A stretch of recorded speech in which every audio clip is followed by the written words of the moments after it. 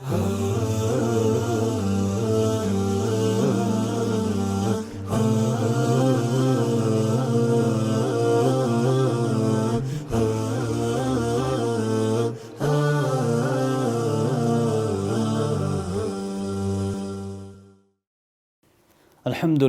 wassalatu wassalamu ala nabiyyina Muhammadin wa ala alihi wa sahbihi wa man tabi'ahum bi ihsanin ila yawmiddin. அன்பார்ந்த சகோதரர்களே சகோதரிகளே, நாங்கள் ரஜப் மாதம் சம்பந்தமாக பார்ப்போம். ரஜப் என்பது இஸ்லாமிய அரபு மாதங்களிலே 7வது மாதம்.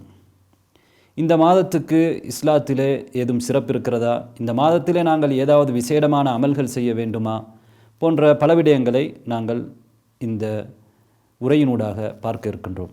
முதலிலே அல்லாஹு தஆலா சில நாட்களை விட, சில மாதங்களை விட கண்ணியப்படுத்தி இருக்கிறான். அதாவது ஒரு காலத்தை விட இன்னொரு காலத்தை கண்ணியப்படுத்தி இருக்கிறான்.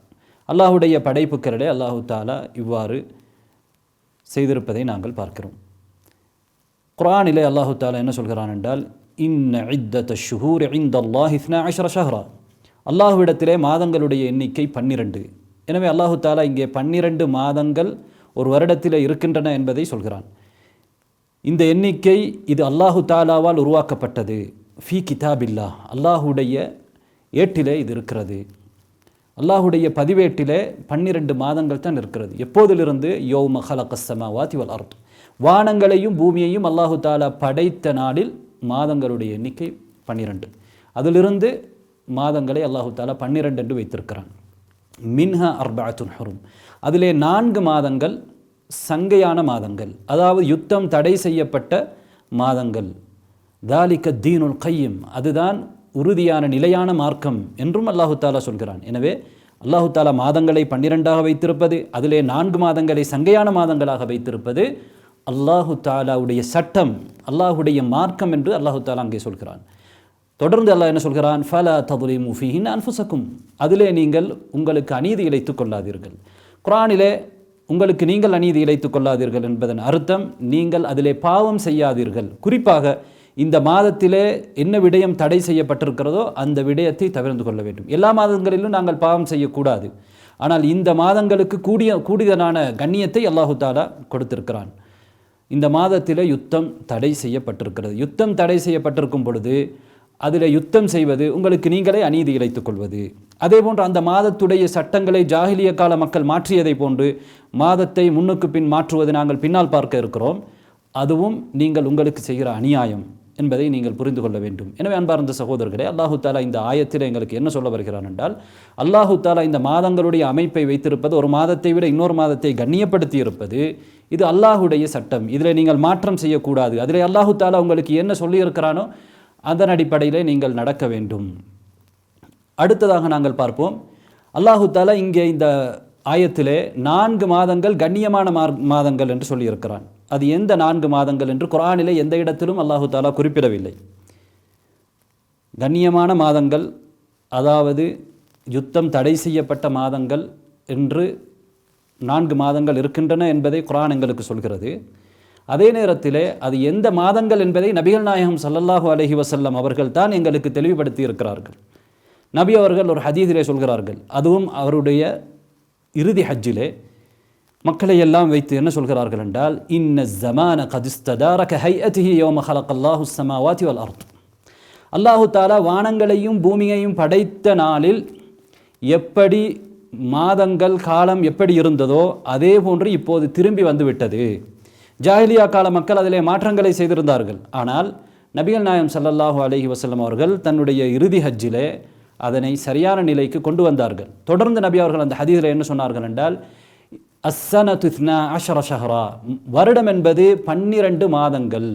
மின்ஹா அர்பஅத்துன் ஹுரும், அதிலே 4 மாதங்கள் சங்கையான மாதங்கள், ஹராமான மாதங்கள், யுத்தம் தடை செய்யப்பட்ட மாதங்கள். ஸலாசுன் முத்தவாலியாத், அதிலே 3 மாதங்கள் தொடர்ந்து வரக்கூடிய மாதங்கள். துல்கஅதா, துல்ஹிஜ்ஜா, முஹர்ரம், 11, 12 உண்டு. இந்த 3 மாதங்களும் தொடர்ந்து வரக்கூடிய மாதங்கள் என்று நபி அவர்களே சொல்கிறார்கள். தொடர்ந்து சொல்கிறார்கள், வரஜபு முதர், அதே போன்று முதர் கோத்திரத்தை சேர்ந்த ரஜப் மாதம். ஏன் நபி அவர்கள் முதரோடு சம்பந்தப்படுத்தினார்கள் என்பதை நாம் பின்னால் பார்ப்போம். அடுத்த 4வது மாதம் ரஜபு மாதம். அல்லதி பைன ஜுமாதா வ ஷஅபான் என்ன சொல்கிறார்கள், ஜுமாதாவுக்கும் ஷஅபானுக்கும் இடையிலே இருக்கக்கூடிய ரஜப் மாதம் என்று அந்த ஹதீஸிலே குறிப்பிடுகிறார்கள். எனவே அல்லாஹு தாலா 4 மாதங்கள் என்று குறிப்பிட்டதை நபி அவர்கள் ஹதீஸிலே தெளிவுபடுத்துகிறார்கள். ரஜப் மாதத்தை பொறுத்தவரையிலே அதனுடைய அர்த்தம் என்ன என்பதை நாங்கள் பார்ப்போம். ரஜப் என்றால் கண்ணியப்படுத்துதல், வலுப்படுத்துதல் என்பது அர்த்தம். இஸ்லாம் அந்த மாதத்தை கண்ணியப்படுத்தி இருக்கிறது, அல்லாஹுடைய சட்டம். அதில் யுத்தம் செய்யக்கூடாது என்று சொல்லியிருக்கிறது. அதே போன்று ஜாஹிலிய கால மக்களும் அதனை என்ன செய்தார்கள், கண்ணியப்படுத்தினார்கள். எங்களுக்கு தெரியும் ஜாஹிலிய கால மக்கள், குறிப்பாக மக்காவில் இருந்த முஷ்ரிக்குகள், அவர்கள் இப்ராஹிம் நபியுடைய பரம்பரையிலே வந்தவர்கள், இஸ்மாயில் நபியுடைய பிள்ளைகள், குறைஷிகள் குறிப்பாக. அவர்கள் என்ன சொன்னார்கள் என்றால், நாங்கள் இப்ராஹிம் நபியுடைய மார்க்கத்தில் இருக்கிறோம் என்று சொன்னார்கள். ஹஜ்ஜு செய்தார்கள், காபத்துல்லாவை வலம் வந்தார்கள், சை செய்தார்கள். எனவே ஹஜ்ஜுடைய கிரிகைகளை அந்த மக்கள் செய்து கொண்டிருந்தார்கள். அல்லாஹு தாலாவையும் அவர்கள் வணங்கினார்கள். அல்லாஹு தாலா தான் இந்த உலகத்தை படைத்திருக்கக்கூடிய ஏக இறைவன் ரப்பு என்று அவர்கள் நம்பினார்கள். ஆனால் அல்லாஹுவை மாத்திரம் அவர்கள் வணங்காமல் அல்லாஹுடைய நல்லடியார்களான சிலைகளை வணங்கினார்கள். நல்லடியார்களுக்கு சிலைகளை வைத்து அவைகளை வணங்கினார்கள். எந்த அளவுக்கு கண்டால் இப்ராஹிம் நபி, இஸ்மாயில் நபியுடைய சிலைகளை கூட காபத்துல்லாவுக்குள் வைத்து அவர்கள் வணங்கினார்கள். நபிகள் நாயகம் ஸல்லல்லாஹு அலைஹி வஸல்லம் அவர்கள் மக்கா வெற்றியின் போது அவைகளை உடைத்தெறிந்தார்கள். எனவே சிலை வணக்கத்துக்கு எதிராக போராடிய இப்ராஹிம் நபியுடைய சிலைகளை கூட, இஸ்மாயில் நபியுடைய சிலைகளை கூட காபத்துல்லாவுக்குள் அவர்கள் வைத்திருந்தார்கள். ஷைத்தான் அவர்களை வழிகெடுத்து விட்டான். அதே நேரத்தில் அவர்கள் அல்லாஹ் இல்லை என்று சொல்லவில்லை, ஆனால் அவர்கள் முஷ்ரிக்கள். காரணம், அல்லாஹுவை மாத்திரம் அவர்கள் வணங்கவில்லை. அதே நேரத்தில் இப்ராஹிம் நபி அவர்கள் போதித்த ஏகத்துவத்திலே அவர்கள் இருக்கவில்லை, ஏகத்துவத்தை விட்டும் விலகி போயிருந்தார்கள். ஒரே ஒரு இறைவனை மாத்திரம்தான் வணங்க வேண்டும் என்பதிலே அவர்கள் தூரமாகி விட்டார்கள். அதே நேரத்தில் இப்ராஹிம் நபி அவர்கள் வழிகாட்டிய ஹஜ்ஜுடைய கிரிகைகள், இன்னும் பல மாதங்களை கண்ணியப்படுத்துவது, 4 மாதங்களை, இது போன்ற விடயங்களிலே அவர்கள் சில விடயங்களை செய்து கொண்டிருந்தார்கள். அதிலே இல்லாத விடயங்களையும் அவர்கள் உருவாக்கியிருந்தார்கள். இப்ராஹிம் நபி அவர்கள் வழிகாட்டாத பிதஅத்தான, மார்க்கத்துக்கு முரணான விடயங்களை, மார்க்கத்தில் இல்லாத விடயங்களை அவர்கள் உருவாக்கி வைத்திருந்தார்கள் என்பதை நாங்கள் பார்க்கின்றோம். இந்த ரஜப் மாதத்தை பொறுத்தவரையிலே சங்கையான மாதங்களிலே ஒன்று. அல்லாஹு தாலா குர்ஆனிலே சொல்கிறான், யா அய்யுஹல்லதீன ஆமனு, ஈமான் கொண்டவர்களே, லா துஹில்லு ஷஆஇரல்லாஹ், அல்லாஹு தாலாவுடைய அடையாள சின்னங்களை நீங்கள் ஹலாலாக்கி கொள்ளாதீர்கள். அல்லாஹு தாலா சில அடையாள சின்னங்களை வைத்திருக்கிறான். காபத்துல்லா, அதே போன்று அரஃபா, மீனா, இது போன்ற இடங்கள். அந்த இடத்தில் நாங்கள் என்ன செய்ய வேண்டுமோ அதனை செய்ய வேண்டும். அதே போன்று இந்த வலஷஹர் அல் ஹராம், ஹராமான மாதம், யுத்தம் தடை செய்யப்பட்ட மாதம், இந்த மாதத்தை நீங்கள் ஹலாலாக்கி கொள்ளாதீர்கள். எனவே ரஜப் மாதமும் யுத்தம் தடை செய்யப்பட்ட ஒரு மாதம். அந்த மாதத்திலே நாங்கள் யுத்தம் செய்யக்கூடாது. யுத்தம் செய்யக்கூடாது என்றால் என்ன என்றால், நாங்கள் அதில் யுத்தத்தை ஆரம்பிக்கக்கூடாது. ஏற்கனவே நடந்து கொண்டிருக்கக்கூடிய யுத்தத்தை தொடர முடியும். நபிகள் நாயகம் ஸல்லல்லாஹு அலைஹி வஸல்லம் அவர்கள் தாயிஃப் யுத்தத்திலே அவர்கள் ஏற்கனவே அந்த யுத்தத்தை ஆரம்பித்திருந்தார்கள். அதனால் துல்காதா மாதத்திலும் அதனை தொடர்ந்தார்கள். ஷவ்வாலில் ஆரம்பித்திருந்தார்கள், துல்காதாவிலும் அதனை தொடர்ந்தார்கள். எனவே தொடர முடியும். அதே நேரத்தில் இஸ்லாத்துடைய எதிரிகள் இஸ்லாமிய நாட்டை தாக்குகிறார்கள் சங்கையான மாதத்தில் என்றால் நாங்கள் அவர்களுக்கு எதிராக திருப்பி தாக்க முடியும். அதல்லாமல் நாம் யுத்தத்தை அந்த மாதத்திலே ஆரம்பிக்க கூடாது.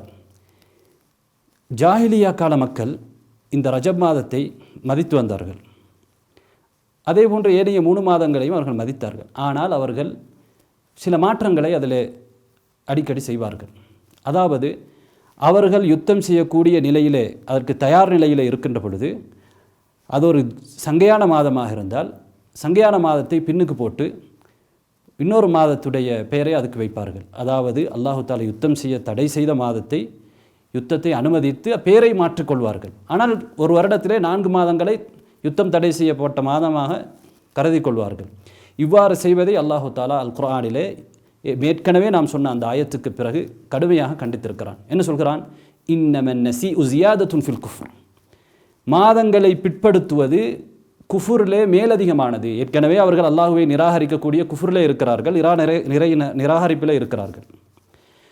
இவ்வாறு அல்லாஹ்வுடைய சட்டத்தை மாற்றுவது இன்னும் ஒரு வகையான குஃபுர், இதுவும் மேலதிகமான குஃபுர் என்று அல்லாஹு தாலா சொல்கிறான். எனவே அல்லாஹு தாலா ஒரு சட்டத்தை இவ்வாறு தான் இருக்க வேண்டும் என்று சொல்கிற பொழுது நாம் அதிலே மாற்றம் செய்து அல்லாஹ்வுடைய சட்டத்துக்கு எதிராக நாம் சட்டம் உருவாக்குவது குஃபுர், அது இறை நிராகரிப்பு என்பதை அல்லாஹு தாலா இந்த ஆயத்திலே சொல்கிறான். தொடர்ந்து இந்த ஆயத்திலே அவர்கள் ஒரு வருடத்திலே அதை ஹலாலாக்குகிறார்கள், இன்னொரு வருடத்திலே அதை ஹராமாக்குகிறார்கள் என்றெல்லாம் ஆயத்திலே சூரத்து தௌபாவுடைய 37வது வசனத்திலே கண்டித்திருக்கிறான். ஏற்கனவே நாம் சொன்னோம், நபி அவர்கள் சொல்கிற பொழுது ரஜப் மாதத்தை ரஜப் முதர் என்று சொன்னார்களே. ஏன் தெரியுமா? முதற் கோத்திரத்துடைய ரஜப் என்றால் முதற் கோத்திரத்தை பொறுத்தவரையிலே அவர்கள் ரஜப் மாதத்தை அதிகமாக மதிப்பார்கள். அதனால் அவர்களோடு சேர்த்து அந்த மாதம் சொல்லப்படுகிறது. ஏனையவர்கள் அந்த மாதத்திலே மாற்றங்கள் முன்னுக்கு பின் ஏற்படுத்தினாலும் முதற் கோத்திரங்கள் அதே மாற்றத்தை ஏற்படுத்தி கொள்ள மாட்டார்கள். அந்த மாதத்தை அவர்கள் மதித்து அந்த மாதத்திலே யுத்தம் செய்ய மாட்டார்கள். ஆனால் பொதுவாகவே ஜாஹிலியா கால மக்கள் அதிகமாக ரஜப் மாதத்தை மதித்திருக்கிறார்கள் என்பதை நாங்கள் வரலாற்றிலே பார்க்க முடிகிறது. அபு ரஜா அல் உதாரிதி என்று சொல்லக்கூடிய ஒருவர், அவர் ஜாஹிலியா காலத்திலும் வாழ்ந்திருக்கிறார், இஸ்லாத்திலும் வாழ்ந்திருக்கிறார். அவர் என்ன சொல்கிறார் என்றால், ரஜப் மாதம் வந்துவிட்டால் மக்கள் அந்த மாதத்தை எப்படி நாங்கள் அழைப்போம், முனஸ்ஸிருல் அசின்னா அல்லது முன்சிருல் அசின்னா என்று அழைப்போம். அதாவது ஆயுத முனைகளை நீக்கக்கூடியது. நாங்கள் என்ன செய்வோம் என்றால், ரஜப் மாதம் வந்துவிட்டால் எங்களுடைய ஆயுத முனைகளை கலட்டி வைத்து விடுவோம். அது எதற்கு அடையாளம்? நாங்கள் யுத்தம் செய்ய மாட்டோம் என்பதற்கு அடையாளம். அந்த அளவுக்கு ஜாஹிலியா காலத்திலே மக்கள் ரஜப் மாதத்தை மதித்திருக்கிறார்கள் என்று அவர் சொல்லக்கூடிய செய்தியை நாங்கள் சஹீல் புகாரியிலே பார்க்கலாம். அதனால் இமாம் பைஹகி ரஹிமஹுல்லாஹ் என்ன சொல்கிறார்கள் என்றால், கான அஹ்லுல் ஜாஹிலிய்யத்தி யுஅத்திபூன ஹாதிஹில் அஷ்ஹுருல் ஹுரும். ஜாஹிலியா கால மக்கள் இந்த 4 மாதங்களையும் மதிப்பார்கள். குறிப்பாக, அதிலும் குறிப்பாக வஹாசத்தன் ஷஹர் ரஜப், குறிப்பாக ரஜப் மாதத்தை அவர்கள் அதிகமாக மதிக்கக்கூடியவர்களாக இருந்தார்கள். எனவே இப்ராஹிம் நபி அவர்களுடைய அந்த மார்க்கத்தில் இருப்பதாக சொல்லிக்கொண்ட அவர்கள் இப்ராஹிம் நபியுடைய மார்க்கத்தில் இருந்து சில விடயங்களை அவர்கள் செய்து கொண்டிருந்தார்கள். அதிலே ரஜப் மாதத்தை மதிப்பதும் உண்டு. ரைட். இஸ்லாத்திலே ரஜப் மாதத்திலே ஏதாவது விசேஷமான அமல்கள் இருக்கிறதா? ரஜப் மாதத்திலே ஏதாவது விசேஷமான நிகழ்வுகள் இருக்கிறதா? அந்த நிகழ்வுகளையொட்டி நாங்கள் ஏதாவது குறிப்பிட்ட அமல்களை அதிலே செய்ய வேண்டுமா என்ற போன்ற விடயங்களை நாங்கள் தொடர்ந்து பார்ப்போம் இன்ஷா அல்லாஹ்.